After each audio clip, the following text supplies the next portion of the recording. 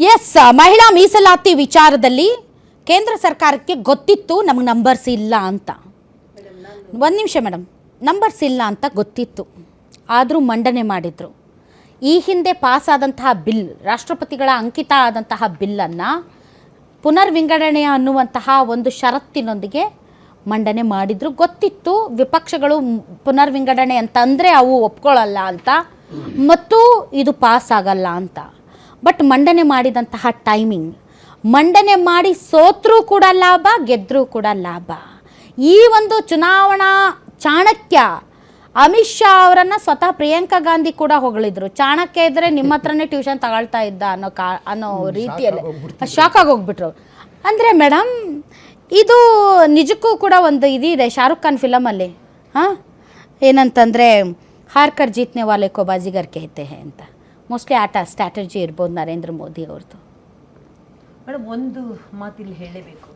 1951ನಲ್ಲಿ ನಮ್ಮ ದೇಶದ ಜನಸಂಖ್ಯೆ 36 ಕೋಟಿ 10 ಲಕ್ಷ ಇತ್ತು. ನಮ್ಮ ಹತ್ರ ಆವಾಗ ವಿಂಗಡಣೆ ಇದ್ದದ್ದು 494 ಕ್ಷೇತ್ರ 1951ನಲ್ಲಿ.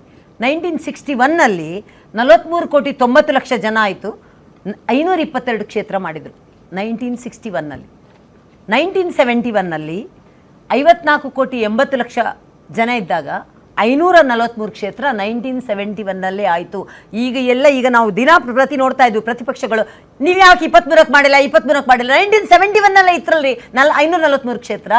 543 ಕ್ಷೇತ್ರ 1971ರಲ್ಲಿ 54 ಕೋಟಿ 80 ಲಕ್ಷ ಜನ ಇರುವಾಗಿತ್ತು. ಅವಾಗಲೇ ಮಾಡ್ಬೋದು. 97 ನಾನು ಅದನ್ನೇ ಹೇಳಿದ್ದು. ಯಾಕೆ ಮಾಡಿಲ್ಲ ಗೊತ್ತಾ ನಿಮಗೆ? 76 ವರ್ಷ ಯಾಕೆ ಮಾಡಿಲ್ಲ ನಿಮಗೆ ಗೊತ್ತಾ ಮೇಡಮ್? ಯಾಕೆ ಒಂದು ಸೆಕೆಂಡ್ ಯಾಕೆ ಮಾಡಲಿಲ್ಲ?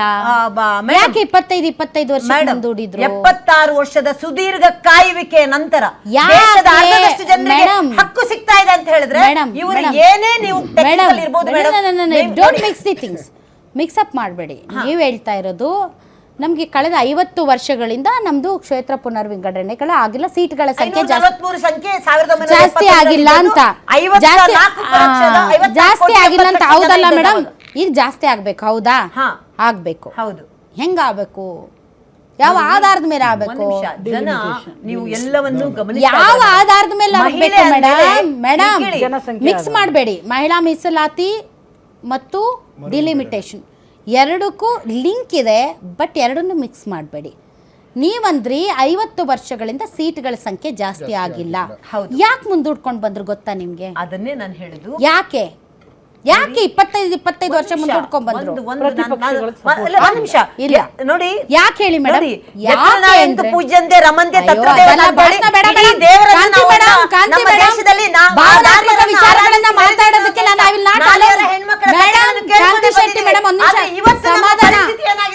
ಭಾಷಣ ಹೊಡಕ್ ಬಂದಿಲ್ಲ ನೀವು ಇಲ್ಲಿ. ಒಂದ್ ನಿಮಿಷ ಕಾಂತಿ ಶೆಟ್ಟಿ ಮೇಡಮ್, ಪ್ಲೀಸ್ ಬಿಡಿ ಬಿಡಿ ಬಿಡಿ, ಗೊತ್ತಿದೆ. ಒಂದ್ ನಿಮಿಷ. 543 ಸಂಖ್ಯೆ ಯಾಕೆ ಜಾಸ್ತಿ ಆಗಿಲ್ಲ ಅಂದರೆ, ಯಾಕೆ 25 ವರ್ಷ ಒಂದ್ಸರಿ, 25 ವರ್ಷ ಯಾಕೆ 2026ರವರೆಗೆ ಮುಂದೂಡಿದ್ರು? ಯಾಕೆ ಗೊತ್ತಾ ನಿಮ್ಗೆ? ಯಾಕೆ ಅಂತಂದ್ರೆ ಇದೇ ವಿಚಾರ, ದಕ್ಷಿಣ ಮತ್ತು ಉತ್ತರ. ಕೇಳಿಸ್ಕೊಳ್ಳಿ, ನಿಮ್ಗೆ ಗೊತ್ತಿಲ್ಲ ನಾನು ಹೇಳ್ತೀನಿ, ಕೇಳಿಸ್ಕೊಳ್ಳಿ. ದಕ್ಷಿಣ ಮತ್ತು ನೀವು ಹೇಳಿಲ್ಲ, ನಾನು 20 ಸರಿ ಕೇಳಿದೆ. ಒಂದ್ ನಿಮಿಷ. ದಕ್ಷಿಣ ಮತ್ತು ಉತ್ತರದ ವಿಚಾರದಲ್ಲಿ ಎದ್ದಂತಹ ಸಂದಿಗ್ಧತೆಗೋಸ್ಕರನೇ ಮುಂದೂಡಲಾಯಿತು ಮೇಡಮ್. ನೀವ್ ಹೇಳೋ ಪ್ರಕಾರ ಈಗ ಜಾಸ್ತಿ ಮಾಡ್ಬೇಕು ಮೇಡಮ್, ಕರೆಕ್ಟ್ ಇದೆ. ಈಗ 150 ಕೋಟಿಗೆ ಹೋಗಿದೆ, ಹೌದಾ ಜನಸಂಖ್ಯೆ? ಹಾಗಾದ್ರೆ ಯಾವ ಆಧಾರದ ಮೇಲೆ ಮಾಡ್ಬೇಕು? ಎಸ್ ಮೇಡಮ್, ನಾನು ಅದನ್ನೇ ಹೇಳಕ್ ಬಂದೆ. ಈಗ ಉತ್ತರ ಭಾರತದಲ್ಲಿ 80 ಸೀಟ್ ಇದೆ, ಯುಪಿಯಲ್ಲಿ 28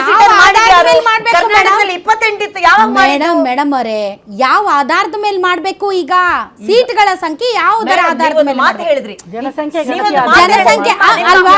ಜನಸಂಖ್ಯೆ ಗಣತಿ ಆಧಾರದ ಮೇಲೆ ಮಾಡಬೇಕು. ನಿಮ್ಮ ಹತ್ರ ರಿಪೋರ್ಟ್ ಇದೆಯಾ ಲೇಟೆಸ್ಟ್ 2021ಗೆ ಒಂದು ಜನಗಣತಿ ಆಗಬೇಕಾಗಿತ್ತು, ಆಗಿಲ್ಲ. ನಿಮ್ಮ ಹತ್ರ ಲೇಟೆಸ್ಟ್ ರೆಕಾರ್ಡ್ಸ್ ಇದಾವ? ಇಲ್ಲ. ಬದಲಾಗಿ ನೀವು ಲೇಟೆಸ್ಟ್ ರೆಕಾರ್ಡ್ಸನ್ನು ಸಂಗ್ರಹಿಸೋದನ್ನ ಬಿಟ್ಟು 2011ರ ಗಣತಿಯ ಪ್ರಕಾರ ನಾವು ಮಾಡ್ತೀನಿ ಅಂದಿದ್ದು ಅಲ್ಲೇ ಇರೋದು ಒಂದು ತಿಸ್ರಾ ನಂಬರ್ 2. ಮಹಿಳಾ ಮೀಸಲಾತಿಗೆ ಈ ಪುನರ್ವಿಂಗಡಣೆ ಅನ್ನೋ ಷರತ್ತು ಯಾಕೆ? ಇವಾಗ ನಮ್ಮ ಯಶವಂತಪುರ ಎಷ್ಟು ದೂರ ಇದೆ, ಬೇರೆ ಕಡೆ ನಮ್ಮ ಬ್ಯಾಂಗ್ಳೂರು ಗ್ರಾಮಾಂತರ ಆನೇಕಲ್ ಎಷ್ಟು ದೊಡ್ಡದಿದೆ. ನಾವು ಹೇಳೋದು 5 ಲಕ್ಷನೂ ಇದೆ, 1 ಲಕ್ಷನೂ ಇದೆ, 36 ಲಕ್ಷನೂ ಇರುವಂತಹ ಕ್ಷೇತ್ರಗಳಿದೆ. ನಿಮ್ಮ ಹತ್ರ ಪ್ರಾಕ್ಟಿಕಲ್ ಅಲ್ಲ ಮೇಡಮ್, ಇದು ಕಾಗಕ್ಕನ್ ಗುಬ್ಬಕ್ಕನ್ ಕತೆ ಅಲ್ಲ, ಇದು ಗಣತಿ ಇದೆಯಾ ನಿಮ್ಮ ಹತ್ರ? ನಿಮ್ಮ ಹತ್ರ ಗಣತಿ ಆಧಾರದ ಮೇಲೆ ನೋಡಿ ಮೇಡಮ್, UP ಅಲ್ಲಿ ಒಂದು ಕಾನ್ಸ್ಟಿಟ್ಯೂಯೆನ್ಸಿಗೆ 25 ರಿಂದ 26 ಲಕ್ಷ ಜನ ಇದ್ದಾರೆ. ಒಂದ್ ನಿಮಿಷ, ಇನ್ನೊಂದು ಕಾನ್ಸ್ಟಿಟ್ಯೂಯೆನ್ಸಿಯಲ್ಲಿ 5 ಲಕ್ಷ 6 ಲಕ್ಷ ಇದ್ದಾರೆ. ಒಂದ್ ನಿಮಿಷ ಕೇಳಿಸ್ಕೊಳ್ಳಿ. ಸೊ ಇದೆಲ್ಲ ನಿರ್ಧಾರ ಆಗ್ಬೇಕಾಗಿರೋದು ಜನಗಣತಿಯ ಆಧಾರದ ಮೇಲೆ ನೀವು ಸೀಮೆಗಳನ್ನ ಗುರುತಿಸಿ. ಅದು ಬಿಟ್ಬಿಟ್ಟು ಅಲ್ಲಷ್ಟಿದ್ದಾರೆ ಇಲ್ಲಷ್ಟಿದ್ದಾರೆ ಹಂಗಾಗುತ್ತೆ ಹಿಂಗಾಗುತ್ತೆ, ಹಂಗಲ್ಲ ಅದು. ಅದಕ್ಕೆ ಪೂರಕವಾಗಿ ನಾನೊಂದು ಮಾತು ಹೇಳ್ತೀನಿ. ಒಂದು ವೇಳೆ ಮಹಿಳಾ ದೇಶದ ನಾರಿಯರು 2029 ಅದಕ್ಕೇನು ಆಧಾರ? ಒಂದ್ ನಿಮಿಷ, ಯಾವುದೂ ಆಧಾರ ಇಲ್ಲ. ಒಂದು ಕಡೆ ತಪ್ಪು ವಿಪಕ್ಷಗಳದ್ದು, ನೀವೇನು ಪೊಲಿಟಿಕಲ್ ಮಲ್ಲಿಕಾರ್ಜುನ ಖರ್ಗೆ ಅವರು ಪೊಲಿಟಿಕಲ್ ಗಿಮಿಕ್ ಅಂದ್ರು, ಅದು ಒಂದು ಪಕ್ಕಕ್ಕೆ ಇಡೋಣ. ಒಂದು ವೇಳೆ ವಿಪಕ್ಷಗಳೇ ಹೇಳಿದ್ರು ಹೌದು ಮಹಿಳೆಯರಿಗೆ ಕೊಡಿ, ಅದೇನಿದೆ ಲೆಕ್ಕ ಪ್ರಕಾರ ಬಂದಾಗ ಯಾವುದೇ ಟೆಕ್ನಿಕಲ್ ಬರಲಿ, ಈ 2029 ಎಲೆಕ್ಷನ್ಗೆ ಮಹಿಳೆಯರಿಗೆ ಸಂಸದಕ್ಕೆ ಕಳಿಸೋಣ ಅಂತ ಒಬ್ಬರಲ್ಲಿ ಅಲ್ಲಿರೋರು ಒಕ್ಕರಲ್ಲೆಲ್ಲ ಹೇಳಿದ್ರ ಅದನ್ನ? ಎಲ್ಲರೂ ನಾವು ಹೇಳಿದ್ರೆ ಮಾನ್ಯ ಸಿದ್ದರಾಮಯ್ಯ ಅವರು 2023ಕ್ಕೆ ಪಾಸ್ ಆಯ್ತಲ್ಲ, ಯಾಕೆ 2024 ಕಳಿಸ್ಲಿಲ್ಲ ನೀವು? ಅದನ್ನೇ ಯಾಕೆ ಕಳಿಸ್ಲಿಲ್ಲ? ಯಾಕೆ ಮಾಡ್ಲಿಲ್ಲ? ಯಾಕೆ ಮಾಡ್ಲಿಲ್ಲ? ಅದು ಕ್ಷೇತ್ರ ಪುನರ್ವಿಂಗಡಣೆ. ನಾನ್ ಮಹಿಳಾ ಮೀಸಲಾತಿ ಇರ್ಲಿಲ್ಲ. ಆಯ್ತು, ನಿಮ್ಮ ಮಾತಿಗೆ ಮಹಿಳಾ ಮೀಸಲಾತಿ ಮಾಡ್ಬೇಕಾಗಿತ್ತು, ಬದ್ಧತೆ ಅವಾಗ ಪ್ರದರ್ಶನ ಮಾಡ್ಬೇಕಾಗಿತ್ತು. ಈಗ ನಂಬರ್ಸ್ ಇಲ್ಲ ಬೇಕು ಅಂತಾನೆ ಇಟ್ಟು ಫೇಲ್ ಆಗಂಗ ಮಾಡಿ ಅದನ್ನು ಮುಂದಿಟ್ಕೊಂಡು ಇವ್ರು ಮಹಿಳಾ ವಿರೋಧಿಗಳು ಅಂತ ಚುನಾವಣೆಯಲ್ಲಿ ಒಂದು ಸೆಕೆಂಡ್ ನಂಗೆ ಕೊಡಿ. ವಿರೋಧ ಪಕ್ಷಗಳು ವಿರೋಧ ಮಾಡ್ಲೇಬೇಕು, ಮಾಡ್ತಾರೆ. ಹಿಂದೂ ಕೋಡ್ ಬಿಲ್ ತಂದಾಗ್ಲೂ ವಿರೋಧ ಮಾಡಿದ್ದಾರೆ, ತ್ರಿವಳಿ ತಲಾಕ್ ತಂದಾಗ್ಲೂ ವಿರೋಧ ಮಾಡಿದ್ದಾರೆ, ಅದು ಬೇರೆ ವಿಷಯ. ಮಹಿಳೆಯರ ವಿಚಾರ ಅಂತ ಬಂದಾಗ ನಾವು ಮಾನ್ಯ ನರೇಂದ್ರ ಮೋದಿ ಅವರ ಇಂಟೆನ್ಷನ್ ಏನು ಅನ್ನೋದನ್ನು ಜನರಿಗೆ ಮುಖಾಂತರ ಹೇಳ್ತೀನಿ. ಅವರ ಇಂಟೆನ್ಷನ್ ಇಷ್ಟೇ ಇರೋದು, ನಾವು ಈ ಜನಗಣತಿ ಮಾಡಿ ಪುನರ್ವಿಂಗಡಣೆ ಮಾಡುವಾಗ 29ರ ಎಲೆಕ್ಷನ್ಗೆ ಮಹಿಳಾ ಅದಕ್ಕೋಸ್ಕರ ಗಣತಿ ಆಗಿಲ್ಲ. ಹೌದು ಮೇಡಮ್, ಅದನ್ನೇ ಹೇಳ್ತಾ 840ಕ್ಕೆ ನೀವು ಹೆಚ್ಚಿಸ್ತಿದ್ದೀರಿ ಅಂದ್ರೆ ಸೀಟ್ ಅಲೋಕೇಶನ್ ಹೆಂಗ್ ಮಾಡ್ತೀರಾ? ನೀವು ಹೆಂಗ್ ಅಲೋಕೇಟ್ ಮಾಡ್ತೀರಾ ರಾಜ್ಯಗಳಿಗೆ? ಯಾವ ಆಧಾರದ ಮೇಲೆ ಮಾಡ್ತೀರಾ? ಇಲ್ಲ 50% ಅಂದ್ರೆ ಒಪ್ಕೊಳ್ಳಲ್ಲ ರಾಜ್ಯಗಳು. UP ಯಾಕೆ ಒಪ್ಕೊಳ್ಳುತ್ತೆ 50% ಅಂದ್ರೆ?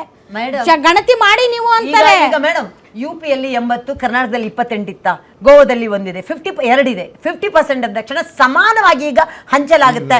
ಮತ್ತೆ ಬಂದಾಗ ಚೇಂಜ್ ಮಾಡೋದು ತಪ್ಪೇನಿದೆ? ಈಗ 26ಕ್ಕೆ ಈಗ 543ರಲ್ಲಿ ಮಹಿಳಾ ಮೀಸಲಾತಿ ತರೋದಕ್ಕೆ ಅಡ್ಡಿ ಆಗಿರೋದು ಪುರುಷ ಎಂಪಿಗಳ ಸೀಟ್ ಕಳ್ಕೊಳ್ತಾರೆ ಅಂತ.